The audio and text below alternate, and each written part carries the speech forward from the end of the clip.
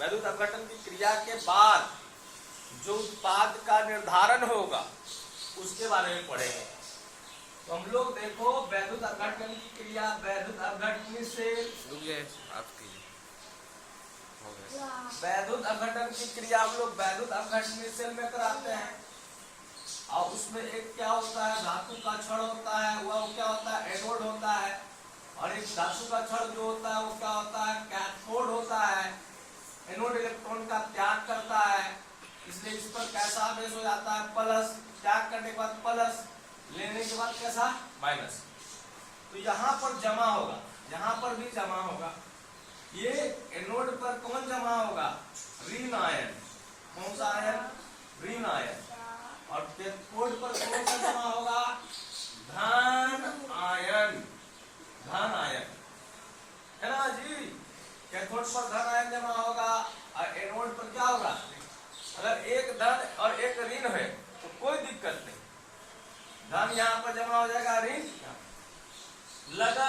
लेकिन अगर एक से ज्यादा ऋण रहे, जैसे मान लिया जाए Cl माइनस है, OH माइनस है, SO4 -2 है, तो कौन जमा होगा आपके एनोड पर, एनोड पर कौन ऋण आयन जमा होगा अगर विलयन में एक से ज्यादा ऋण आयन रहेगा।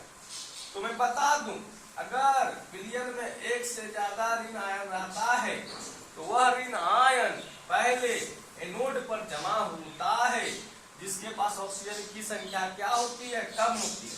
इसके पास ऑक्सीजन एक भी नहीं है, सबसे पहले एनोड पर Cl जाए। उसके बाद अगर मान लेते होगा, कौन होगा, OH माइनस। उसके बाद कौन होगा, सल्फेट -2।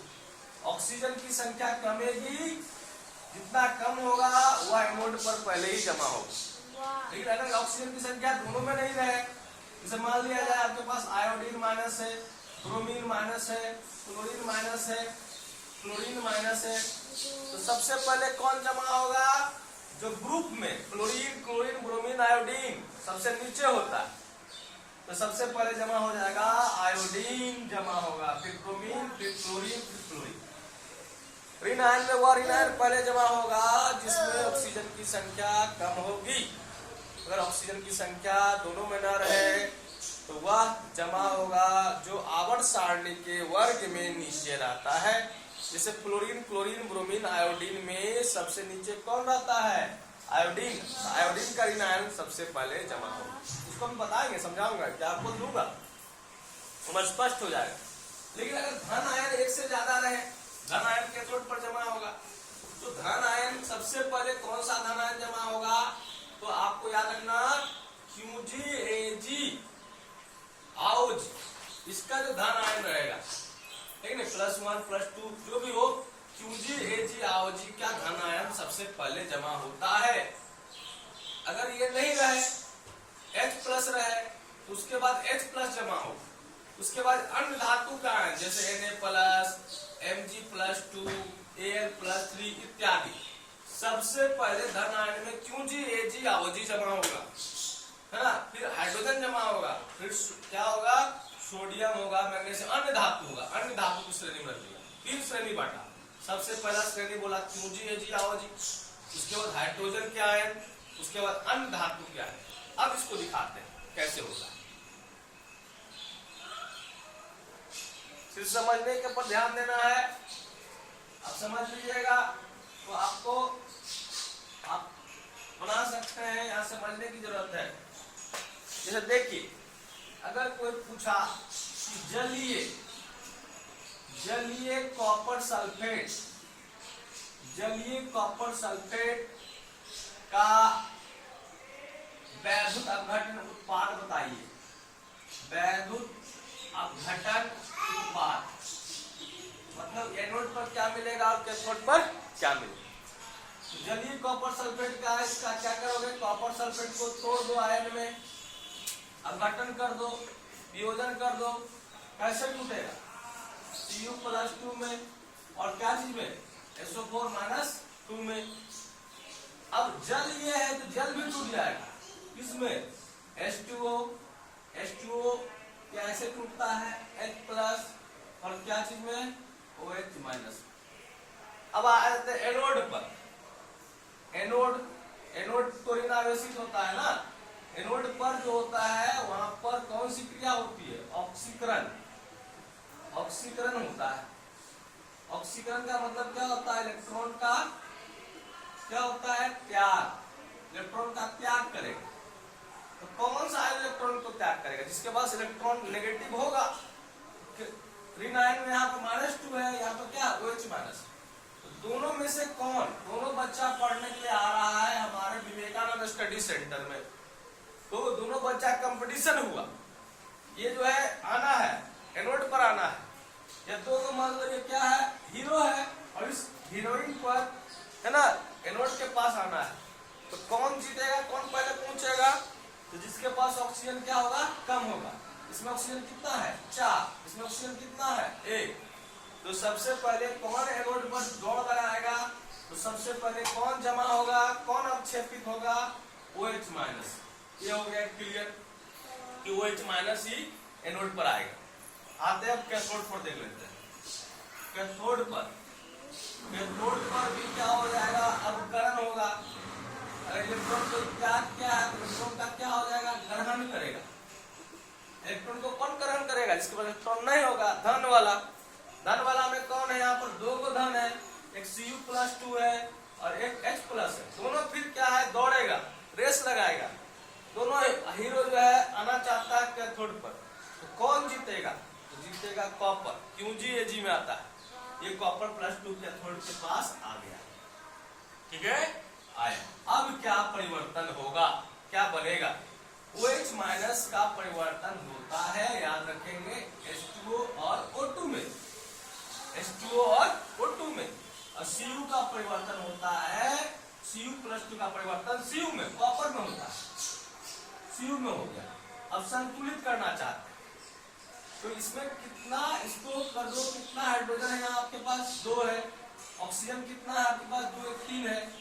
इसको मल्टीप्लाई कर देना, तुम इसको कर दो 4 कर दो, तो 4 हाइड्रोजन हो गया। यहाँ पर भी कर दो 2, उसमें 4 हाइड्रोजन हो गया। ऑक्सीजन कितना हो गया? 4। 2 ऑक्सीजन और 2 ऑक्सीजन, कितना ऑक्सीजन हो गया? 4। एक परमाणु बैलेंस हो गया। आवेश बैलेंस करते हैं, कितना ऋण आवेश है? 4। इसमें क्या करेंगे? 4 को इलेक्ट्रॉन को जोड़ लेंगे। इस तरह यह संतुलित हो गया। तो एनोड पर हम लोग को क्या मिल गया? जल। जल तो द्रव है, विलयन में चला जाएगा। क्या मिला? Oxygen gas. कौन सा गैस? ऑक्सीजन गैस मिला एनोड पर। एनोड पर क्या मिला?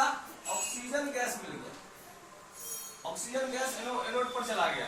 अब कैथोड पर यहाँ 4 इलेक्ट्रॉन को क्या किया है? लिया है। 4 इलेक्ट्रॉन को देगा, देगा। यहाँ कितना प्लस? 2। हमको 4 करना है ना। यहाँ पर मान लो 4 इलेक्ट्रॉन कर दिया, माइनस 4 इलेक्ट्रॉन। यहाँ पर तो 2 लेना है, जिसके 2 मुंह पर मार दीजिए। 2 हो जाएगा कॉपर, 2 4 4 लिया, इसको संतुलित किए और कुछ नहीं किया। इस तरह हम लोग को कैथोड पर क्या मिल गया? कॉपर। और एनोड पर क्या मिल गया? ऑक्सीजन। तो जलीय कॉपर सल्फेट का वैद्युत अपघटन किया तो एनोड पर क्या मिला? हम लोग को ऑक्सीजन गैस मिला। और कैथोड को क्या मिला? कॉपर। जिनको समझ में नहीं आया वो आप वॉइस रिकॉर्डिंग भी भेज सकते हैं, या आप बोल सकते हैं कि फिर रिपीट कीजिए सर, आप उसको समझाया जाएगा। हाँ, फिर और एक एग्जाम्पल लेते हैं। दूसरा एग्जाम्पल लेते हैं। जलीय कॉपर सल्फेट का वैद्युत अपघटन किया। अब मान लेते हैं ये थोड़े देर के सोडियम सल्फेट होता है। सोडियम सल्फेट, सोडियम सल्फेट का हम लोग क्या कर रहे हैं? वैद्युत अपघटन कर रहे हैं। इसका उत्पाद जानना है, क्या बनेगा? जलीय सोडियम सल्फेट। तो सोडियम सल्फेट जो हो जाएगा वो टूट जाएगा। कैसे टूटेगा? ये यहाँ पर आगे आ जाएगा 2Na+ और SO4 क्या चीज में? -2 में टूट जाएगा। और जलीय है तो किसमें टूटेगा? H2O। इसका भी वियोजन होगा H+ और किसमें? OH- में। अब आते हैं एनोड पर। एनोड तो होता है धन आवेशित। एनोड पर क्या होता है? ऑक्सीकरण होता है। ऑक्सीकरण का मतलब क्या होगा? इलेक्ट्रॉन का क्या होता है? त्याग। इलेक्ट्रॉन का त्याग कौन करेगा? जिसके पास इलेक्ट्रॉन होगा। किसके पास है? SO4-2 और OH-। लेकिन 2 है, दोनों कंपटीशन हुआ, दोनों चाह रहा है, किस पर, एनोड के पास। तो कौन सबसे पहले पहुंचेगा, जिसके पास ऑक्सीजन क्या होता है, कम होता है। OH माइनस का जाएगा एनोड पर, इसका क्या होगा बाद में लिखते हैं। अब आते हैं कैथोड पर। कैथोड पर क्या होता है, अवकरण होता है। अवकरण का मतलब क्या होता है, इलेक्ट्रॉन का ग्रहण। अब यहाँ पर दो गो है धन आयन, एक Na प्लस और H प्लस है। वहां कॉपर था और H प्लस था, तो कॉपर जमा हुआ था, लेकिन Na प्लस और H प्लस में कौन सबसे पहले जमा होगा, H प्लस, है कि नहीं। तो H प्लस जमा होगा कैथोड पर। अब हम लोग बैलेंस करते हैं। आप याद रखना, OH माइनस का परिवर्तन किसमें होता है, H2O और क्या चीज में, O2।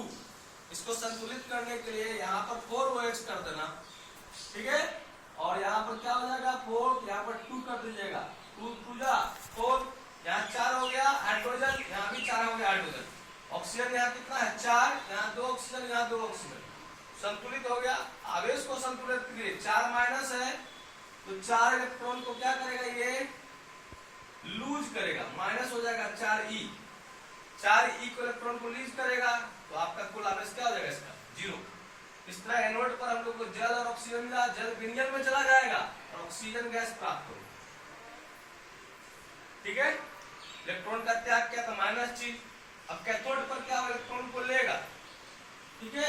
H प्लस का परिवर्तन किसमें होता है, H2 में।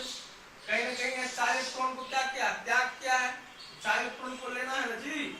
4 इलेक्ट्रॉन को लेने के लिए इसको क्या करेंगे, 4 से गुना कर देंगे, ताकि 4 धन हो गया, इसको कितना गुना कर देंगे, 2 से। इस तरह हम लोग जब जलीय सोडियम सल्फेट का वैद्युत अपघटन किया, तो एनोड पर क्या मिल गया हम लोग को, ऑक्सीजन गैस। और कौन सा गैस मिल गया, हाइड्रोजन गैस। इस तरह हमने बता दिया वैद्युत अपघटन का उत्पाद।